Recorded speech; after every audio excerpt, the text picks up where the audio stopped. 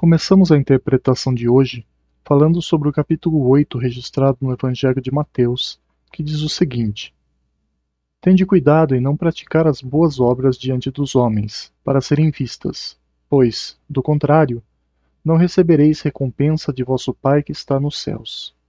Assim, quando derdes esmola, não façais tocar a trombeta diante de vós, como fazem os hipócritas nas sinagogas e nas ruas, para serem louvados pelos homens. Digo-vos em verdade que eles já receberam a sua recompensa. Quando derdes esmola, não saiba a vossa mão esquerda o que faz a vossa mão direita, a fim de que a esmola fique em segredo, e vosso Pai, que vê o que se passa em segredo, vos recompensará. O grande objetivo de se dizer não saiba a vossa mão esquerda o que faz a vossa mão direita pode ser interpretado como não permitir que as vontades mundanas interfiram nas ações ou nos resgates espirituais. Em outras palavras, consideremos a mão esquerda como uma simbologia abstrata dos vícios e das más tendências que carregamos desde muito tempo, que tentam constantemente nos desviar do caminho reto, enquanto a mão direita simboliza a aliança com as leis divinas. Se permitirmos que a mão associada às corrupções humanas interfira na nossa relação com nossas virtudes, adulteramos o verdadeiro sentido da caridade. A verdadeira caridade, ou a prática do bem e do amor, é fazer com que todos os envolvidos sintam a satisfação advinda do abraço desse sentimento extraordinário de maneira recíproca, com a mesma intensidade e com o mesmo carinho. De um lado, pela felicidade de ajudar, e do outro, pela gratidão de ser ajudado. Quando existe uma intromissão inoportuna nesta troca, é que um dos lados deixa de receber as bênçãos do sublime amor. A mão esquerda, nesse sentido, pode ser considerada como tudo aquilo que pode impedir que nos amemos mutuamente, sem que um se sobressaia ou seja mais amado do que o outro. Mais a fundo, ela representa também tudo o que pode transformar esse amor em ilusão, dando uma máscara de hipocrisia às boas ações praticadas. Em outras palavras, ela simboliza o engano muito comum que faz com que as pessoas deem mais valor e importância às retribuições materiais às espirituais.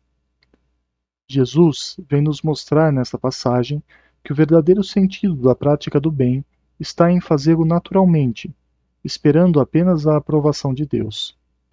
Nossas ações carregam consigo nossas intenções, e, se ainda estamos mais preocupados em sermos reconhecidos pelos homens, certamente direcionamos nossas obras cegamente em prol apenas de nosso orgulho, esquecendo que a verdadeira satisfação só chega através da consciência tranquila, com práticas alinhadas com as leis do Altíssimo. Este trecho do Evangelho tenta nos orientar que nos convém colocar nossa fé na divindade, que se define na previdência futura, superando a necessidade egoísta de receber recompensas imediatas. As glorificações materiais, sem dúvidas, são prazerosas para o ego, mas são demasiadas supérfluas ante a nossa evolução espiritual. Elas impelem-nos apenas a uma falsa sensação de dever cumprido. O verdadeiro dever está em tornar cada vez mais comum a prática do bem em nossas vidas. Se a todo trabalho é outorgado o direito de um ressarcimento justo, podemos concluir que todo o bem que praticamos recebe um pagamento equivalente. Tanto a lei de causa e efeito, quanto o próprio bom senso torna isso evidente. Essa passagem nos esclarece que podemos receber nosso salário referente à prática do bem de duas formas: material ou espiritual. Receber recompensas materiais é fomentar uma ânsia indomável, alimentando nossas paixões terrenas a custo do que deveria agigantar os nossos espólios morais. Quanto mais aguardamos pelas retribuições efêmeras, mais torna-se inóspito nosso coração, pois toda nossa intenção reflete apenas nosso egoísmo. Faz pesar sobre os outros o fardo de nossas ações, o que torna o bem praticado em uma forma de humilhação para quem é ajudado. Praticar o bem de forma pura deveria ser exatamente o contrário, ou seja, Estender as mãos para os necessitados é uma chance de reerguê-los para uma vida digna, encontrando novamente a igualdade entre irmãos. Contudo, existem pessoas que não suportam ver os outros melhores ou tão bem quanto eles. Para estes, fazer o bem é apenas uma forma de encontrar aprovação pública, elevando-se acima dos demais e satisfazendo suas ambições mesquinhas. Não fariam nada de bom se não houvesse uma moeda de troca. Para esses, os bens que recebem entre os homens é tudo o que terão, enquanto o prazer de ter seu nome bendito nos lábios daqueles que auxiliaram se torna quase impossível. Tampouco terão recompensas advindas de Deus. Do Senhor da vida, receberão apenas o julgamento para o seu orgulho. Dizem os Espíritos neste capítulo que todo benefício deplorado é moeda falsa e sem valor. A segunda parte desta interpretação fala sobre o capítulo 8, em Mateus, que relata: Tendo Jesus descido do monte, grande multidão o seguiu. Ao mesmo tempo, um leproso veio ao seu encontro e o adorou, dizendo: Senhor, se quiseres, poderás curar-me. Jesus, estendendo a mão, o tocou e disse: Quero, fica curado. No mesmo instante desapareceu a lepra. Disse-lhe então Jesus: Abstente de falar disso a quem quer que seja, mas vai mostrar-te aos sacerdotes e oferece o dom prescrito por Moisés, a fim de que lhes sirva de prova. Nesta passagem, o Mestre nos mostra que mesmo ele, tão merecedor de reconhecimento entre os homens, prefere se manter humilde e anônimo quanto às suas boas ações. Para ele, que serve-nos de guia supremo e exemplo de conduta, era mais importante que as pessoas fossem curadas e estivessem aptas a prosseguir suas vidas de forma correta do que receber espólios pueris ou qualquer tipo de aprovação humana. Digo isso porque notemos como Jesus orienta o homem que foi curado a cumprir com os costumes daquela região. Afinal, oferecer o dom prescrito por Moisés era fazer oferendas materiais, segundo a tradição, a fim de que fosse cumprido o que era necessário, e comprovado para todos a cura obtida.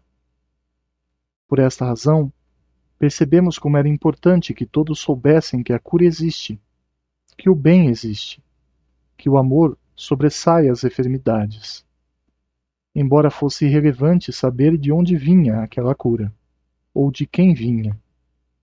Era, de certa forma, um incentivo para que ninguém se sentisse menos digno de tentar o mesmo, praticando o bem constantemente e com alegria, amando sem ostentação, e tentando curar as pessoas através do remédio que Jesus exemplificou, a caridade. Desta forma, Jesus nos mostra que a cura verdadeira está em nossas ações mais santas. Quanto mais puros nos tornamos, mais permitimos que a cura atue ao nosso redor. Quanto menos nos apegamos à matéria e mais reconhecemos o valor das leis de Deus, passamos a canalizar esta mesma cura em nossas vidas. Portanto, observemos com cautela, em primeiro lugar, se estamos engajados em praticar os ensinamentos do Cristo em nossas vidas. E, se sim, analisemos cuidadosamente o que esperamos receber em troca do bem que praticamos. Lembremos que a expectativa, na maioria das vezes, se torna uma faca de dois gumes, que pode trazer muita alegria quando bem direcionada, abrindo-nos caminho para as verdades da vida, ou muita decepção quando se alicerça em superfluidades que só causam desequilíbrios. Acima de tudo, porém, não nos esqueçamos que só existe recompensa para quem trabalha. Então, indiferente do que esperamos receber em troca, é importante fazer a nossa parte. Com o tempo, nós vamos clareando nossas interpretações sobre os ensinamentos de Jesus, e tudo passa a fazer mais sentido conforme nos esforçamos em sermos pessoas melhores. Também com a disciplina e com o conhecimento das leis universais, encontramos a verdadeira cura que o Mestre veio nos ensinar, a espiritual. Sigamos firmes, portanto, na seara do Cristo, e que Deus nos abençoe.